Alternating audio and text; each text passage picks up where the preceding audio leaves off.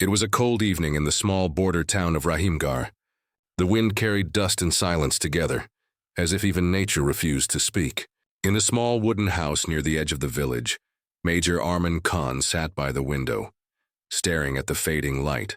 His uniform hung neatly on a chair, a reminder of the life he had lived, half in peace, half in war.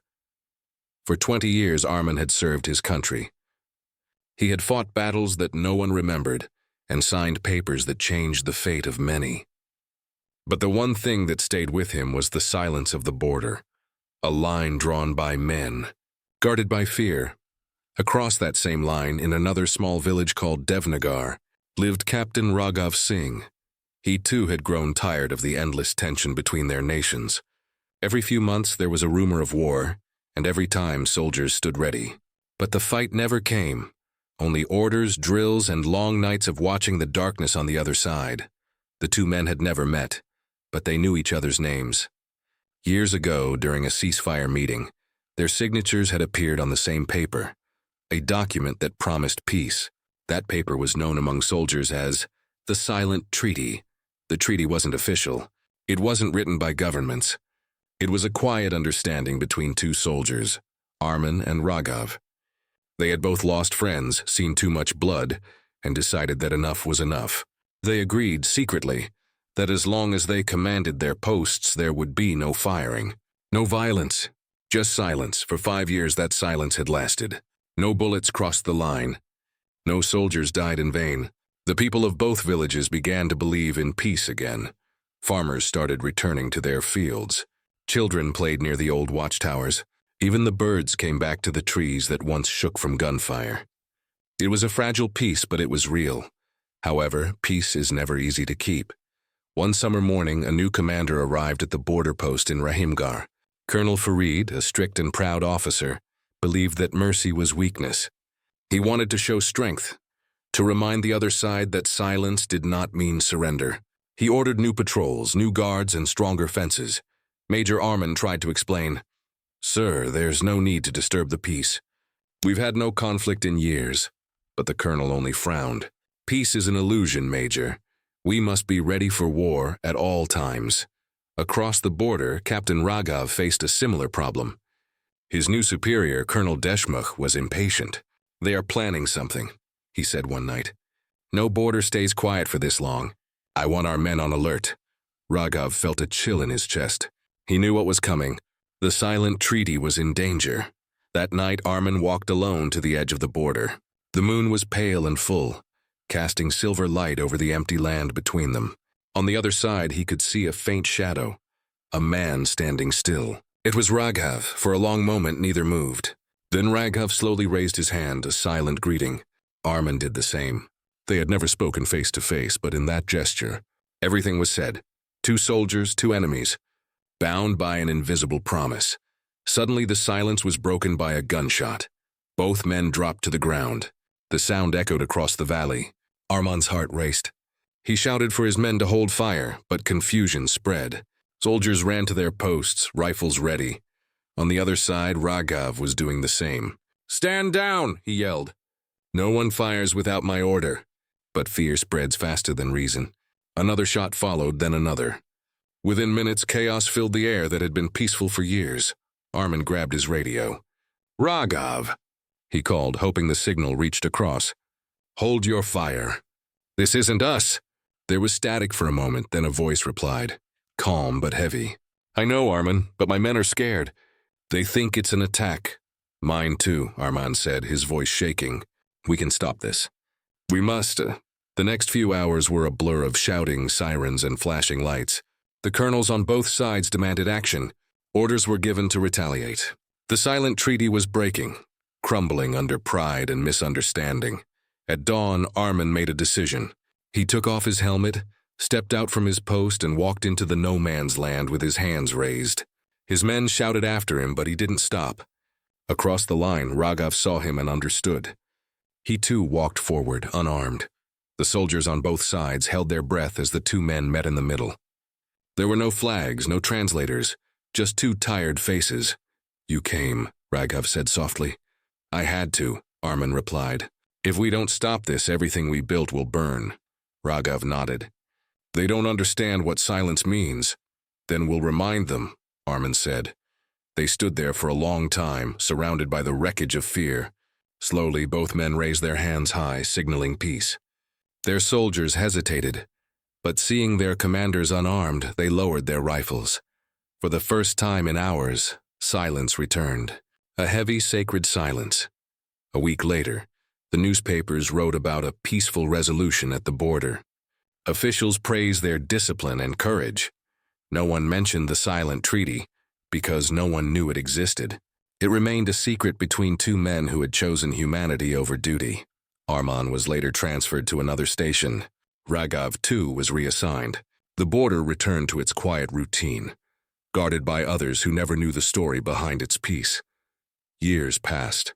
Sometimes, when the wind blew softly across Rahimgar, the villagers said they could still see two shadows standing in the moonlight, facing each other across the line, silent, steady, and unbroken.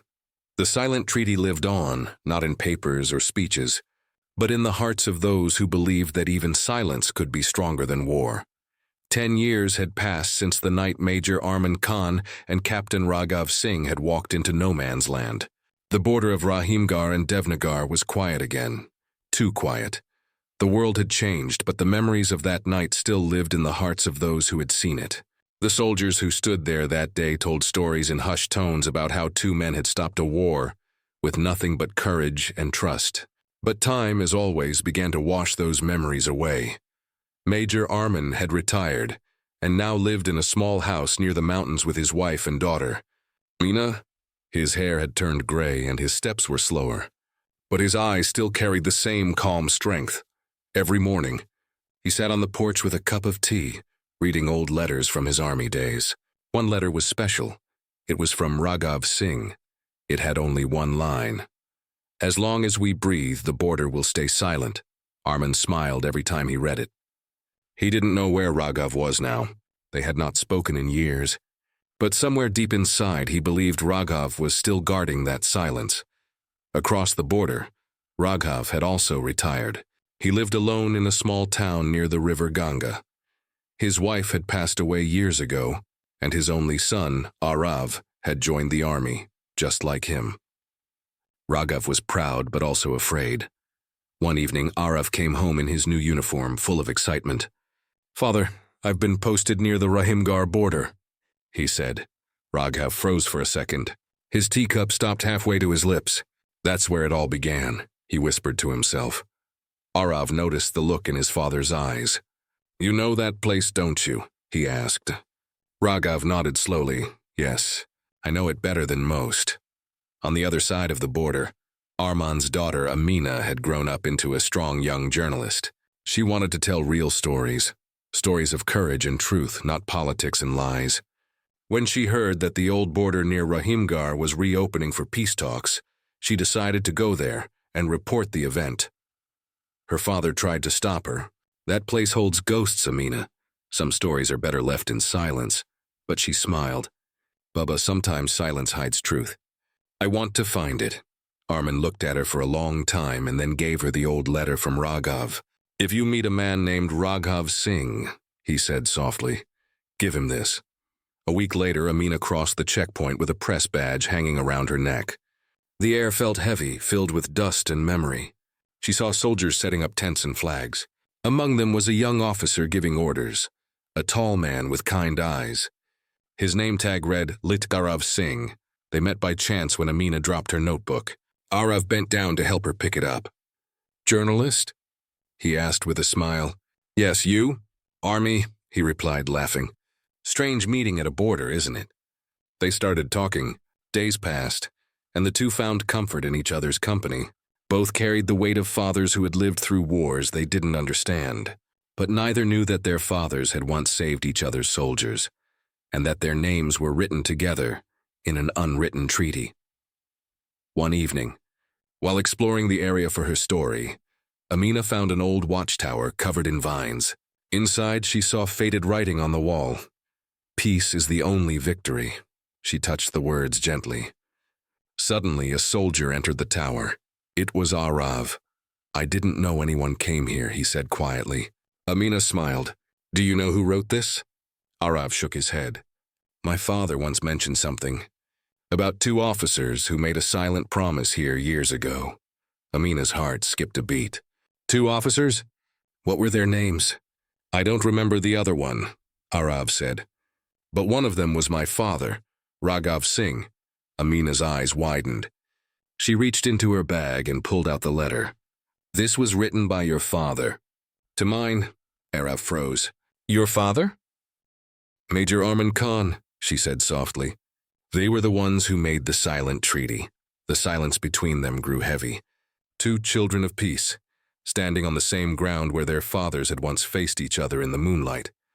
That night, Amina called her father. Baba, she said, her voice trembling. I met his son. I met Raghav Singh's son. Arman went quiet. He could barely speak. Is he well? Yes, she said. And he's just like you, believes in peace. Tears filled Arman's eyes. Then maybe, he whispered. The treaty still lives. But fate was not done testing them. The next morning, rumors spread of an attack on a nearby post. Orders came from both sides to prepare for defense. Arav's commander wanted to strike first. We cannot trust them, he shouted. Amina ran to find Arav. Don't let them start another war, she cried.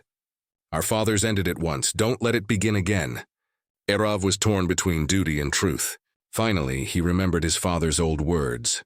If you ever face a moment where silence can save lives, choose silence. He took a deep breath, stepped forward, and ordered his men to hold their fire. Across the border, Arman, who had come with the peace delegation, did the same. For a few tense minutes, no one moved. The air was thick with fear. Then slowly, both sides lowered their guns. Amina stood beside Arav, tears shining in her eyes. You did it, she whispered. No, Arav said quietly. They did. We just remembered. Later that evening, Arman and Raghav finally met again. Old men with tired smiles and proud hearts. I see our children have learned what we once tried to teach, Arman said. Raghav nodded. Maybe peace is not built by treaties or signatures. Maybe it lives in those who carry it forward. The 2 men stood side by side, watching the sunset over the border. Behind them, their children laughed, and the flags of both nations fluttered softly in the wind. For the first time in many years, the border did not feel like a line. It felt like a bridge. And once again, the silent treaty lived on, not in silence anymore, but in the voices of those brave enough to believe in peace. 5 more years had passed since the day peace returned to the border. The names Major Arman Khan and Captain Raghav Singh had quietly entered history, not in official books, but in the hearts of those who believed that even silence could save lives. The world had moved on. The border between Rahimgar and Devnagar was now open for trade and travel. Markets stood where bunkers once were. The same ground that had smelled of gunpowder now carried the scent of fresh bread and spices, and among the many people crossing that border each week were Amina Khan and Arav Singh. Amina had become a respected journalist, known for her honesty and bravery. Her reports weren't just stories. They were bridges of understanding. Arav, now a captain, had chosen a new kind of service. He worked with peacekeeping missions, helping soldiers from both sides cooperate during emergencies. They had grown close over the years. What began as friendship at the border had quietly turned into love, a love tested by names, flags, and old wounds. But for them, love was not rebellion. It was proof that peace could live in the hearts of those once divided. Still, not everyone saw it that way. One morning, Amina received a letter sealed with an old army stamp. It was from General Farid, the same officer who once clashed with her father years ago. The letter warned her not to mix journalism with national loyalty. Amina sighed. They still don't understand, she murmured. Her father looked up from his chair. They never will, Beta. Some men only hear the sound of orders, not hearts. Meanwhile, across the border, Arav faced similar trouble. His own officers questioned his loyalty. Your father may have been a hero, one of them said, but peace doesn't last forever. You should be ready when the silence breaks. Those words haunted Arav. Every night, he thought of his father and of the promise both their fathers had once made, a promise now fading from memory.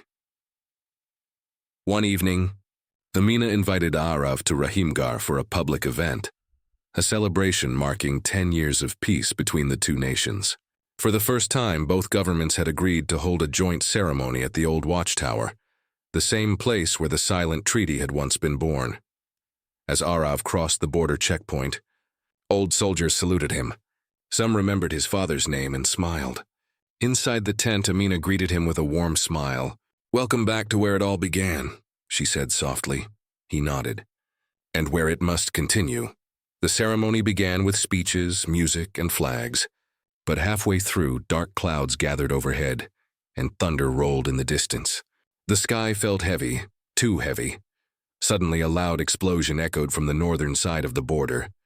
Panic spread instantly. People screamed. Soldiers ran to their posts.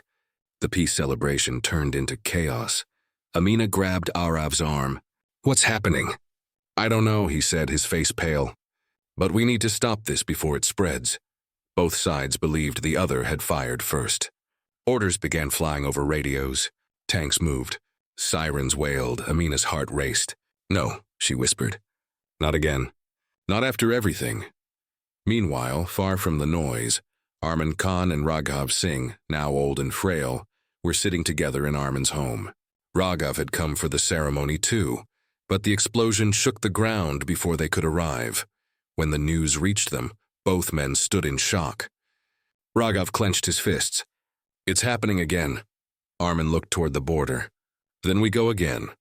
Despite their age, the two veterans got into a jeep and drove toward the smoke-filled horizon. Their families begged them to stop, but they didn't listen. They had seen too many wars to sit quietly now. At the border, chaos reigned. Young soldiers shouted, unsure what to do. Amina and Arav ran toward the old watchtower, searching for safety, but they didn't hide. They climbed to the top, waving a white flag. Amina shouted into a loudspeaker, "Stop! This is not an attack, it's an accident. Please stop firing." Her voice cracked in the wind. No one seemed to hear.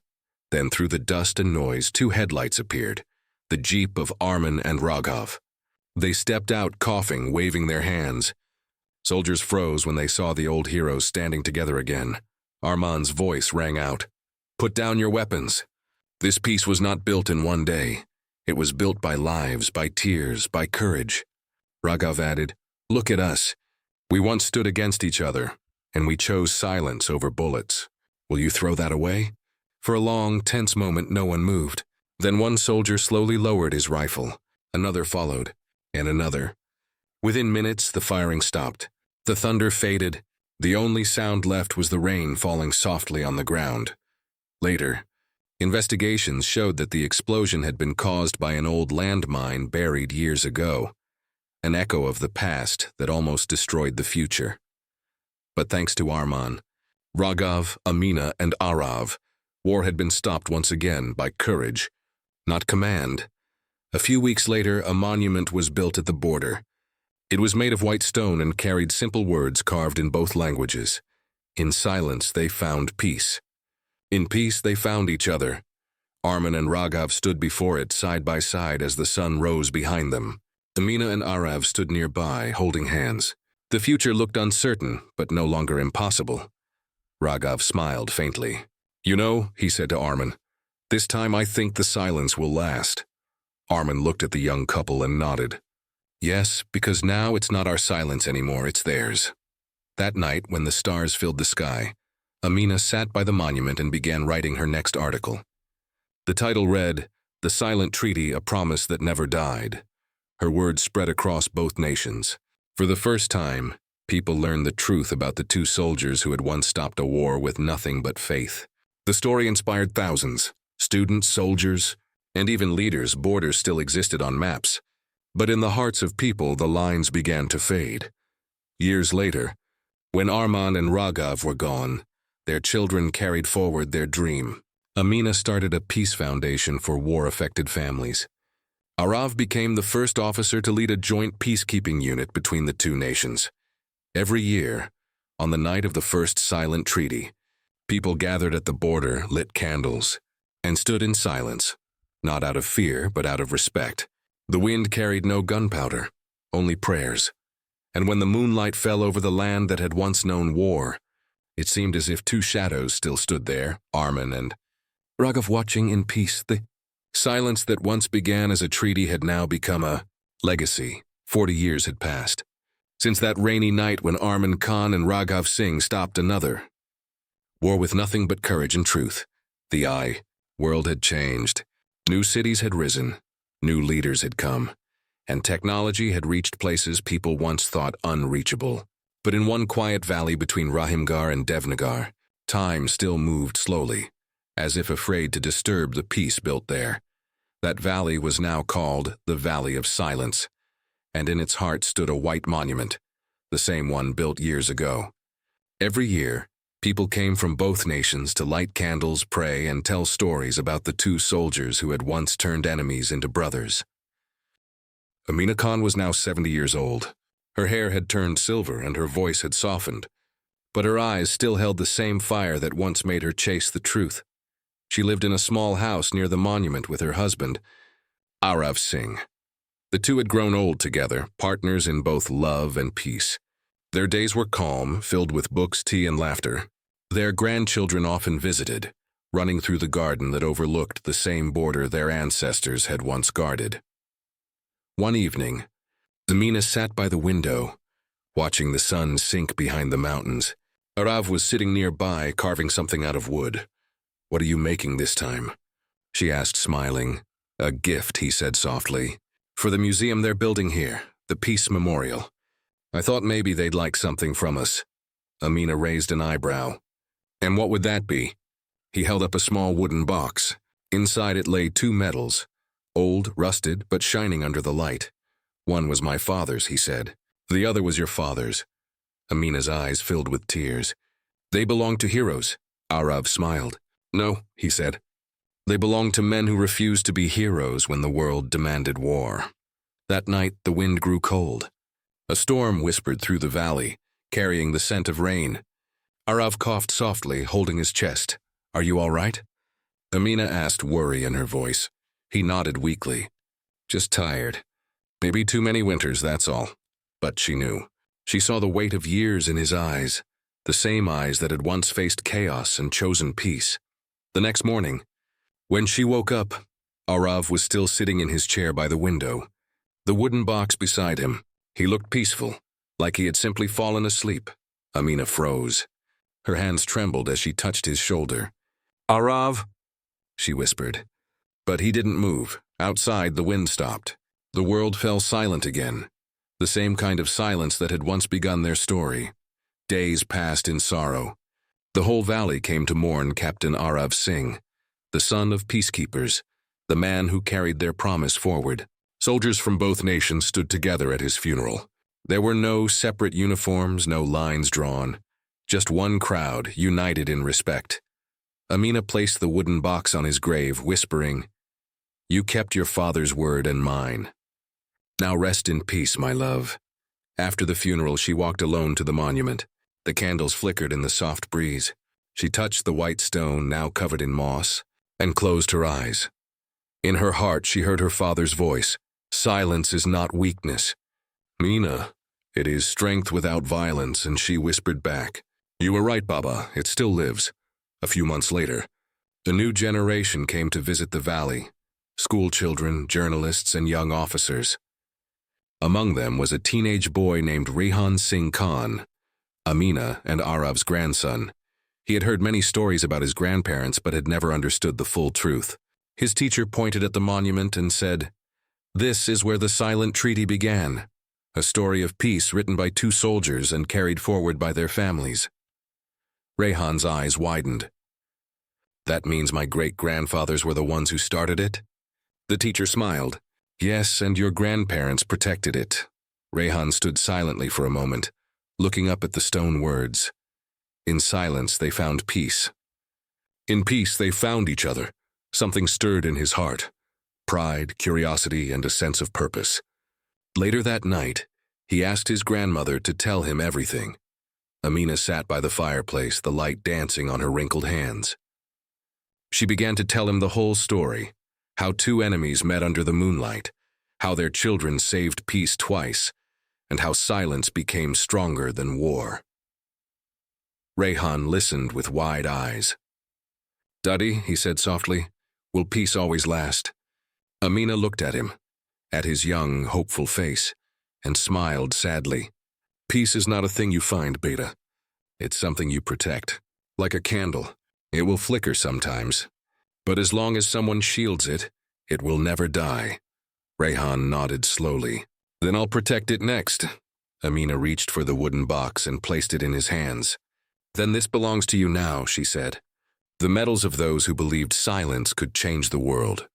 Years later, when Amina was gone, Rayhan grew up to become a teacher and historian. He built the Peace Memorial Museum near the border, just like his grandparents dreamed. Inside the museum, visitors from both nations could walk through rooms filled with photographs, letters, and relics of the silent treaty. In the center stood the same wooden box, open, glowing under a beam of light. A small plaque beneath it read, "They spoke no words, yet changed history. Their silence still speaks." Every year, on the anniversary of the first treaty, Rayhan stood by the monument and told their story to the children of both lands. His voice would rise with pride and end in calmness, the same calmness that once stopped wars. And when the night fell and the crowd left, Rayhan would look up at the stars and whisper, "Dada, Dadi." The silence still lives, far above, where stars met clouds. The spirits of Arman, Raghav, Amina, and Arav watched over the valley. The wind that once carried cries of war now carried the sound of laughter. The line that once divided now connected, and in that eternal stillness, the silent treaty continued, not as a paper, not as a promise, but as a heartbeat that refused to fade. 30 years had passed since the Peace Memorial Museum was built in the Valley of Silence. The world around it had changed again, faster, louder, and more connected than ever, but the valley remained the same, calm, green, and filled with whispers of the past. Every stone seemed to hold a story. Every gust of wind carried the voices of those who once fought for silence. The name, the Silent Treaty, had now become more than history. It had become a lesson taught in schools, a poem sung by children, and a symbol of what humanity could achieve without violence. And the keeper of that legacy was still Rayhan Singh Khan, now a gray-haired man in his 60s. Rayhan stood in front of the museum one morning, holding a letter that had just arrived from the United Nations. "Dread, we are honored to invite you to speak at the Global Peace Summit in Geneva. The story of the Silent Treaty continues to inspire the world. We wish to share it with all nations." Rayhan smiled gently. "It's time," he said to himself. For years he had told this story in classrooms and small gatherings, but now it would be told to the world. He looked up at the blue sky and whispered, "Dada, Dadi, this is for you." The day before his flight, Rayhan visited the monument one last time. The white stone had grown old, but its words were still clear. In silence they found peace. In peace they found each other. As he stood there, he heard footsteps behind him. It was a young girl, about 18, wearing a bright yellow scarf and carrying a camera. "Excuse me," she said shyly. "Are you Professor Rayhan Khan?" He nodded. "Yes, I am. And you are?" "I'm Sarah Singh," she said. "I'm a student journalist from Devnagar University. My grandfather told me stories about this place. He said his father served under Captain Arav Singh. I wanted to see it for myself." Rayhan smiled warmly. "Then you are part of the story too, young lady." Sarah looked at the monument and said softly, "It's strange. My country and yours once fought here. But standing here, I can't even imagine it." "That's what peace does," Rayhan said. "It makes the impossible feel normal." She took a photo of the monument and asked, "Can I interview you for my project? I want to show my generation that peace isn't just a word." Rayhan nodded. "Of course." They sat by the lake near the border, and Rayhan began to speak, not as a historian but as a grandson, a witness, and a believer. He told her about Major Arman Khan and Captain Raghav Singh, who had once faced each other with guns but chose silence instead. He told her about Amina Khan and Arav Singh, who had fallen in love across the line that once divided nations. He spoke of courage, loss, and hope, of how every generation had carried the flame of peace forward. Sarah listened quietly, her eyes wide with emotion. When he finished, she said softly, "It sounds like a movie." Rayhan laughed gently. Maybe it is.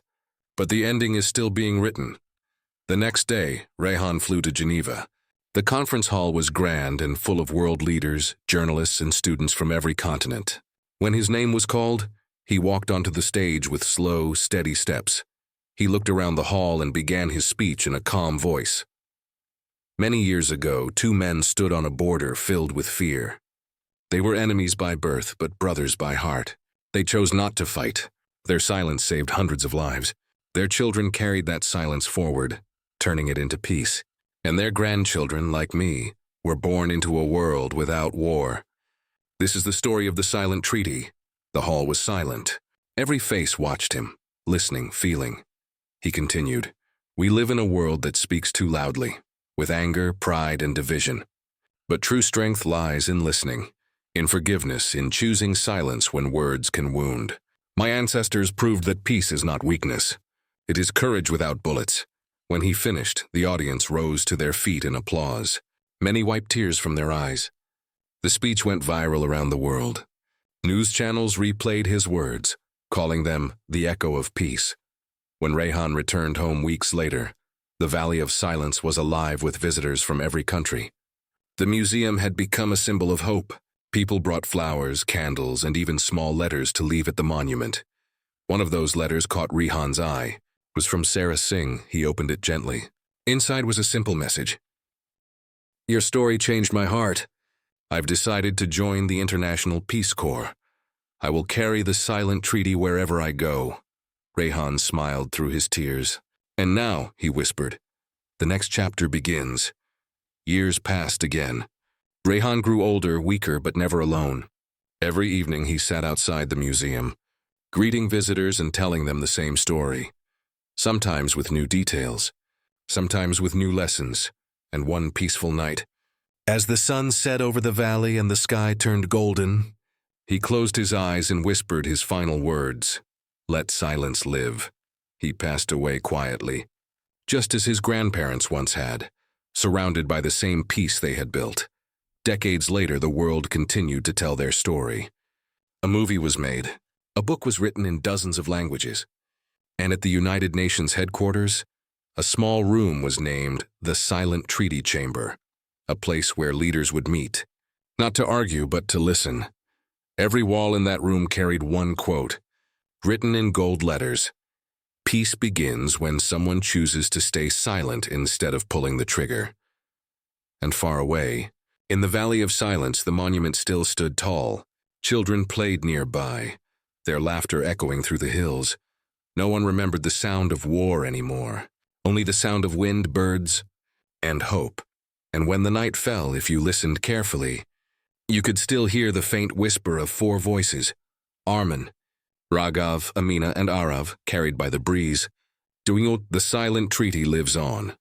100 years had passed since two soldiers, Major Arman Khan and Captain Raghav Singh, first laid down their weapons under the moonlight. The world was no longer the same. Borders had faded. Armies had become protectors instead of fighters.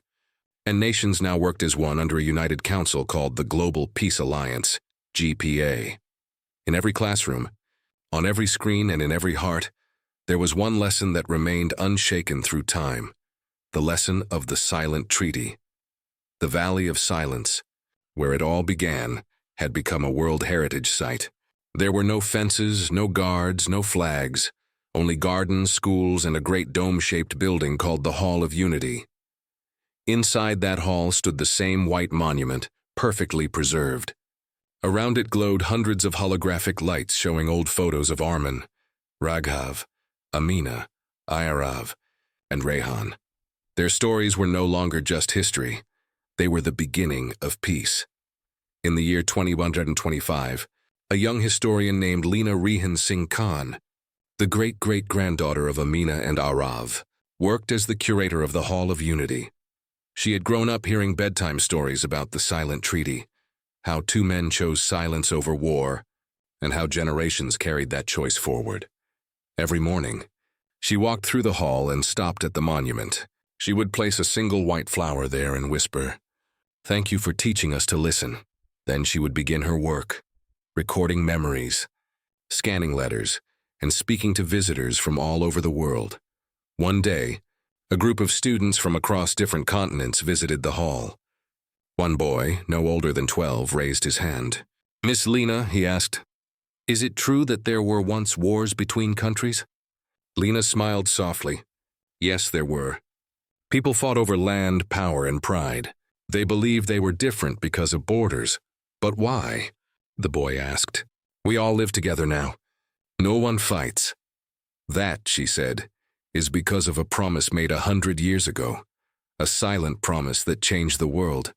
The children gathered around as Lena led them to a glowing wall. She pressed a button, and a hologram came to life.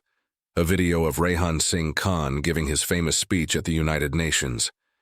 His voice filled the room. Peace is not born in words or treaties.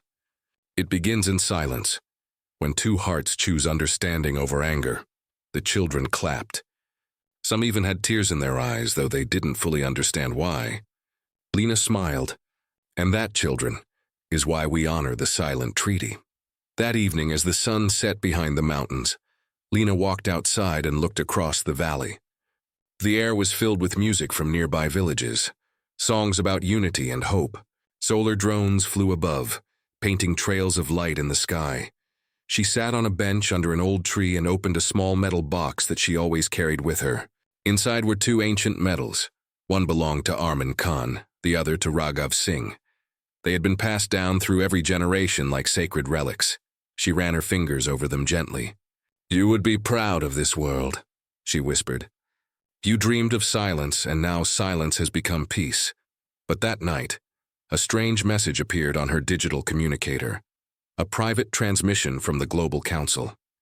It read, "Curator Lena Singh Khan, your presence is required at the Council Hall in Geneva. There are reports of conflict in Sector 19, the first in 73 years. We fear the silence may be breaking." Lena froze. Her heart pounded. Conflict? After all these years?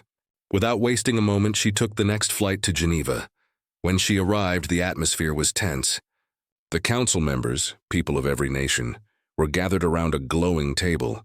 A large map hovered above it, showing red marks near an oceanic border where two regions were arguing over resource rights. Lena listened as politicians argued, louder and louder, their voices echoing in anger. She could feel the past repeating itself. Finally, she stood up and said calmly, "Gentlemen and ladies, do you know what you sound like right now? Like the world before the silent treaty." The room fell silent. Everyone turned to look at her. She continued, 100 years ago, two soldiers stopped a war not with power, but with peace. They didn't wait for permission. They didn't follow orders. They listened, and they trusted their humanity. If we lose that today, then we've learned nothing." For a long moment, no one spoke. Then the head of the council, an old woman with gray hair, nodded slowly. "You're right," she said softly. "The world forgot how silence began. Let us remember it now. They decided not to send weapons, not to issue threats. Instead, they sent peacekeepers, teachers, engineers, and mediators. Within weeks, the dispute was resolved peacefully. Once again, silence had won. A month later, Lena returned to the Valley of Silence. The wind was calm, the stars bright. She stood before the monument and whispered, "We saved it again." She placed the two medals on the stone for the night, a symbolic offering to the past. As she turned to leave, a sudden breeze passed through the valley. For a second, she thought she heard voices, faint but clear. It was as if four spirits were speaking in harmony. "We told you." The silence never dies. Tears filled her eyes, but she smiled. "No," she whispered, "it never will." Years later, historians would call Lena Singh Khan the guardian of the last peace. Her speech at the council became the new generation's guiding light, a reminder that silence is not emptiness, but understanding. And so the world continued to live by the same unwritten law that had once begun on a cold night in Rahimgar. When words fail, let silence speak. Centuries may pass, civilizations may rise and fall, but somewhere, in the wind, the hearts of those who choose peace over pride, the silent treaty will always live on. 300 years had passed since the first silent treaty was signed in the Valley of Silence. The Earth had changed completely. Cities floated above oceans powered by sunlight and wind. Forests had returned to cover the land. The air was clean and rivers sparkled again. Humanity had learned to live with nature, not against it. But perhaps the greatest change of all was that there had been no wars for over 2 centuries. The world's anthem was not a song, it was silence. Every year on the 11th of November at 11:11 a.m., the entire planet would stop for 1 minute of complete stillness to remember the silent treaty. The new frontier in the year 2425, humans had reached the stars. Ships made of silver light traveled between planets carrying people, culture, and peace. The first colony on Mars, called Nova Rahimgar, was built in memory of the valley where the first silence began. Every building there had words carved in stone. Silence gave us peace. Peace gave us the universe. The leader of Nova Rahimgar was Commander Arya Singh Khan, a direct descendant of Leena Singh Khan, and the great-great-great-granddaughter of Arman Khan and Raghav Singh's families united. Her ancestor's story was her heartbeat. She kept a small silver locket around her neck with the same quote that had traveled through generations: "When words fail, let silence speak." The first contact one day, a message came from deep space. It was not human. A series of light patterns and soft sounds repeating again and again. The scientists on Mars couldn't understand it. Some grew afraid, thinking it could be a threat. Others grew excited, thinking it could be a new beginning. Commander Arya listened to the debate quietly. Then she said, "Maybe they're not speaking with words. Maybe they're speaking with silence." The room went still. She ordered the communication team to send a response, not with language, but with a minute of complete silence transmitted through all frequencies. Hours passed. Then suddenly the alien lights blinked back, slowly, rhythmically, mirroring the silence. It was a reply. The universe had answered.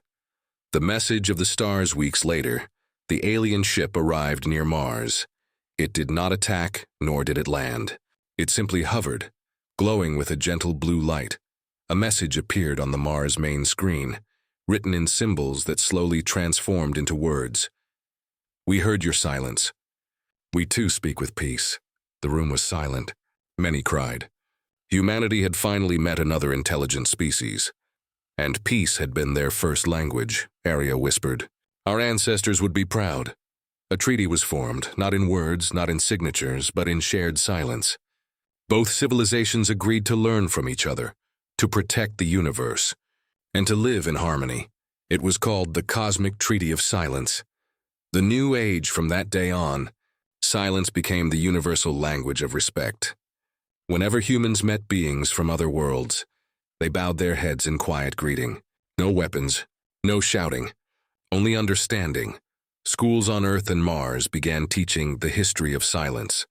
Children recited the story of Arman Khan, Raghav Singh, Amina Arav Rehan Leena, and Arya, the generations who turned silence into a bridge across centuries and stars. Holograms of the original monument in the Valley of Silence were built in every colony, on the Moon, on Mars, and even on the orbiting cities near Jupiter. Each monument had the same inscription: "Silence began on Earth. Peace began everywhere." The last keeper, years later, when Commander Arya grew old, she decided to visit Earth one last time.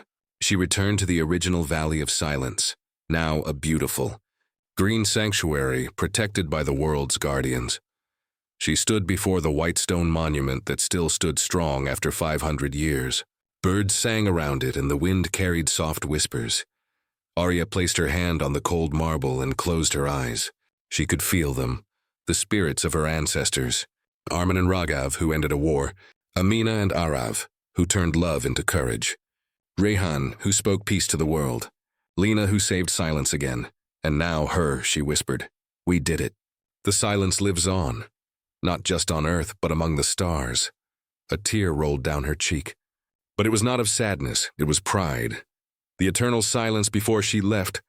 She buried her locket beneath the monument, beside the 2 old medals of her ancestors. She said softly, "Let the next generations find this when they forget. Let silence remind them who they are." As she walked away, the sky above the valley lit up, not with lightning, but with thousands of tiny silver lights from orbiting satellites, shining together like stars. People watching from around the world stopped what they were doing.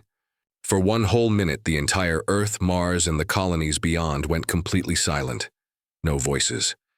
No engines. No machines. Only peace. And in that moment, across galaxies, even the alien worlds joined the silence. The universe itself seemed to breathe softly.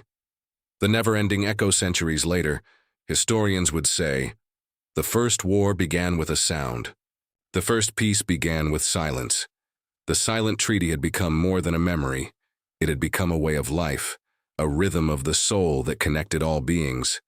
No one remembered what the last war sounded like, but everyone knew what peace felt like. Calm, warm and alive, and somewhere in that eternal calm, the voices of Armin, Raghav, Amina, Arav, Rehan, Lena, and Arya could still be heard, not in words, but in the soft echo of the wind saying, we began as enemies. We ended as silence, and silence became forever.